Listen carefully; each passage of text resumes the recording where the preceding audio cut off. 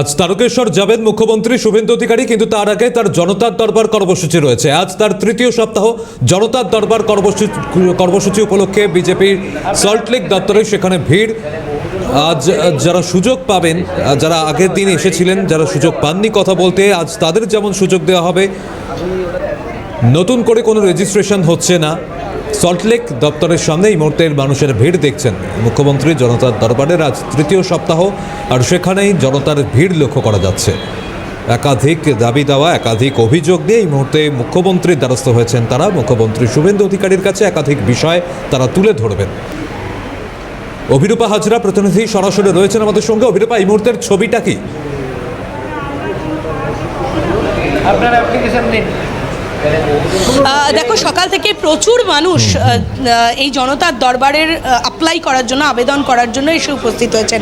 নতুন করে রেজিস্ট্রেশন হচ্ছে না ঠিকই, আগে থেকে যাদের নাম লেখানো ছিল, গত সপ্তাহে যারা ফিরে গিয়েছেন তাদের টোকেন দিয়ে দেওয়া হয়েছে, তারা আপাতত অপেক্ষা করছেন। এইটা শেষ হয়ে গেলে, সময় থাকলে নতুন যারা এসেছেন তারা আবেদন করতে পারবেন। এই মুহূর্তে আমি দেখানোর চেষ্টা করবো প্রচুর মানুষ যারা এখানে অপেক্ষারত অবস্থায় রয়েছেন। অনেক প্রবীণ নাগরিকরাও রয়েছেন। আমি একটু কথা বলবো, কেন এসেছেন?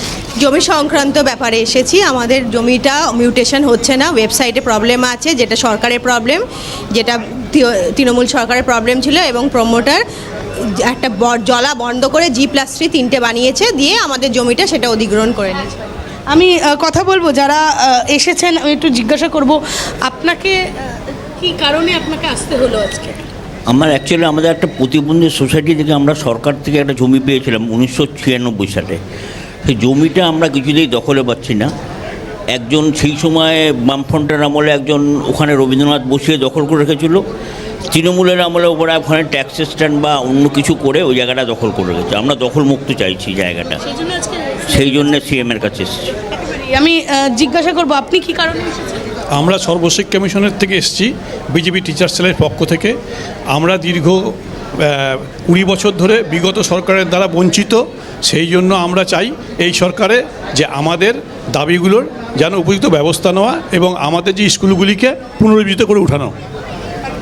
এবং এই কারণে নানান বিষয় নিয়ে কেউ ভোট পরবর্তী হিংসায় এফেক্টেড হয়েছেন, কেউ পূর্ববর্তী ভোট পরবর্তী হিংসায় এফেক্টেড হয়েছিলেন। আমি একটু কথা বলবো, একটা নেক্সাসের কথা আপনি বলছিলেন, যদি বলেন।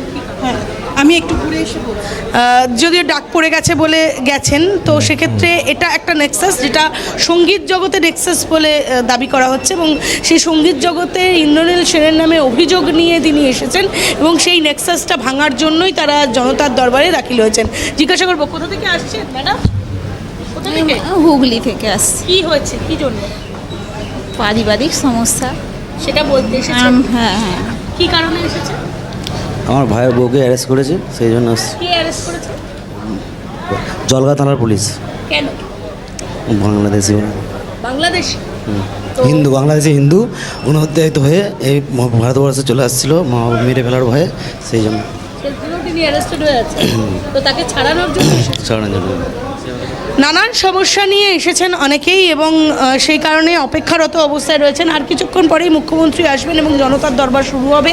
আর সেই জনতার দরবার শুরু হওয়ার জন্য এই প্রচুর মানুষ অধীর আগ্রহে অপেক্ষা করছেন। যাদের টোকেন রয়েছে তারা উপরে গিয়েছেন, ভিতরে গিয়েছেন এবং গিয়ে বসবেন। তারা এই টোকেনের অবশ্যই সেই টোকেন যারা পেয়েছেন তারা আপাতত ওখানে গিয়ে বসবেন, এবং তারপরে অপেক্ষারত অবস্থা থেকে তারা এই তাদের কাজকর্ম বা তাদের অভিযোগ শোনা হবে বা সলিউশন হবে। আপাতত যাদের হাতে টোকেন আছে তারাই ভিতরে প্রবেশ করতে পেরেছেন, বাইরে অনেকেই অপেক্ষারত অবস্থায় রয়েছেন। একটু কথা বলবো, কোথা থেকে এসেছেন? আমি কেশপুর বিধানসভা থেকে এসেছি। আমি 2017 সাল থেকে মাননীয় মুখ্যমন্ত্রী মহাশয় আমাকে দুটো লেটার দিয়েছিলেন, একটা নবান্নয় জমা দেওয়ার জন্য, একটা রাজভবনে জমা দেওয়ার জন্য। আমি নবান্নয় জমা দিয়েছিলাম, তারপরে নবান্ন থেকে 1 মাস পরে আমাকে ফোন করতে বলে। আমি ফোন করেছিলাম, যথারীতি নবান্নয় আমাকে উত্তর দেওয়া হয় যে আপনার এখানে কিছু হবে না, যে দিয়েছে তার কাছকেই যান। আমি অতএব আর আমার গরিব মানুষ, আর আমি রাজভবন যাওয়ার সুযোগ হয়নি, আর পয়সাও নেই। সে অবস্থাতে আমি চিঠি রেখে দিই। এতদিন পরে আমি যোগাযোগ করতে আমাকে বলা হয়েছে আপনি আসুন, আপনার এখানে শুরু হবে। আমার স্ত্রীর স্পন্ডাইলাইটিস ভেলোরে পেশেন্ট, প্রচুর পরিমাণে অর্থ ব্যয় হয়ে গেছে, আমার অর্থনৈতিক অবস্থা সেরকম নেই, সেই জন্য স্যারের কাছে এসেছিলাম। চিকিৎসার খরচ জোগাতে পাচ্ছেন না, সেই কারণে সরকারের দ্বারস্থ হয়েছে যাতে এই সরকারের হাত ধরে বা এই জনতার দরবারের হাত ধরে তার কিছুটা সলিউশন হয়।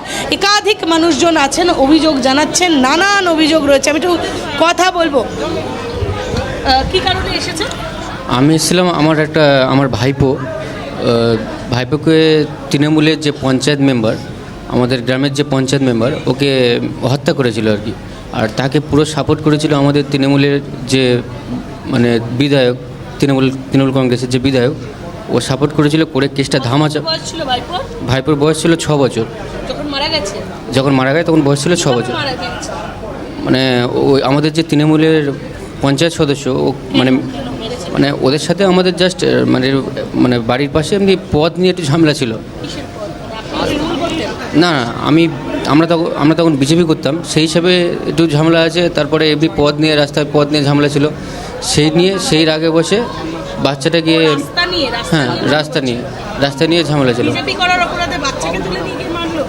বিজেপি করার অপরাধে তো মারলো, উপরন্ত মানে মেরে কেসটা যাতে ধামাচাপা দেওয়া যায়, যত রকম ব্যবস্থা সব কিছু করেছে। আর পুরো মানে আমরা সঠিক বিচার চাই, দোষীদের শাস্তি চাই। সঠিক বিচার চাই এবং দোষীদের শাস্তি চাই। পরিবারের লোকজন এসেছেন, আমি একটু কথা বলবো। কি হয়েছে? আমাদের এই তৃণমূলের লোক জমি জায়গা সব, এটা হইল আপনার নদিয়া ডিস্ট্রিক্ট পলাশিপাড়া বিধানসভা সাহেবনগর বাড়ি। আচ্ছা, তৃণমূলের লোকজন কি ওই জমি 26 শতক জমি ওরা দখল করে নিয়েছে 17 সালে থেকে। দিয়ে আমাদের এখন জমির জায়গায় গেলি বলবি তোদের কেটে ফেলবো, মেরে ফেলবো, এই বলবি কাছে ওই আমাদের জমি যাতে দখল করে দিতে পারো সেই আবেদন করতে এসেছি। দেখা করতে পারবো, হ্যাঁ দেখা করার জন্য এসেছি।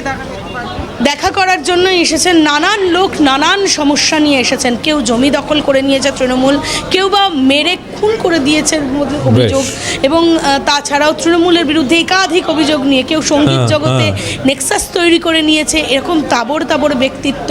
তাছাড়াও তৃণমূলের পক্ষ থেকে জমি জায়গা দখল করে প্রতিবন্ধীদের কাজ করতে দেওয়া হচ্ছে না, এই অভিযোগ নিয়েও একাধিক মানুষজন আজ জনতার দরবারে এসেছে। বোঝা যাচ্ছে। একেবারেই ধন্যবাদ অভিরূপা।